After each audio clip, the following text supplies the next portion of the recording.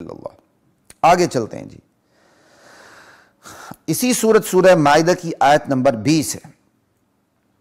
اللہ تعالیٰ فرماتے ہیں وَإِذْ قَالَ مُوسَىٰ لِقَوْمِهِ يَا قَوْمِ، موسیٰ علیہ السلام نے اپنی قوم سے کہا، اے میری قوم، اذکروا نعمت اللہ علیکم، وہ نعمتیں جو اللہ تعالیٰ نے تم پر نچھاور کی انہیں یاد تو رکھو۔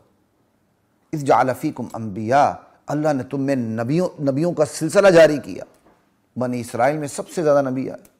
وجعلکم ملوکا، تم میں بادشاہ بنائے۔ وآتاکم ما لم یؤت احدا من العالمین، تمہیں وہ کچھ دیا جو عالم میں کسی کو نہیں دیا تھا۔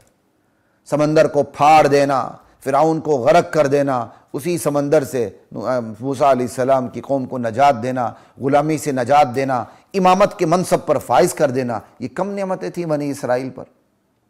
پھر انبیاء کا سلسلہ انہوں کے اندر جاری رکھنا، عیسیٰ علیہ السلام پر بنی اسرائیل کے انبیاء کا سلسلہ ختم ہو گیا، اور پھر بنو اسماعیل سے نبی آخر الزمان صلی اللہ تعالی علیہ وآلہ وسلم مبعوث ہوئے۔ لا الہ الا اللہ، اور تم میں بادشاہ بنائے۔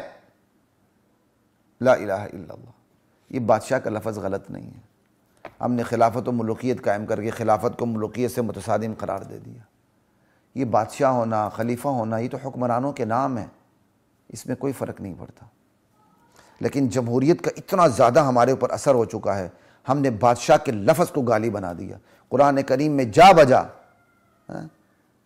اب سلیمان علیہ السلام کو دیکھ لیں، بادشاہ بھی تھے، اور یہاں کہا گیا کہ تم میں ہم نے بادشاہ بنائے، اور اللہ تعالیٰ نے یہ نعمت بتائی ہے، ہم نے بادشاہ کے لفظ کو گالی بنا دیا۔ صرف آپ کو اس مقام کی طرف چکنا کرنا مقصد تھا۔ تفاسیر پڑھیے، انشاءاللہ جب ہم مزید مفصل تفسیر میں آئیں گے، رمضان کے بعد سلسلہ شروع کریں گے تو بہت سی چیزیں کھلیں گے۔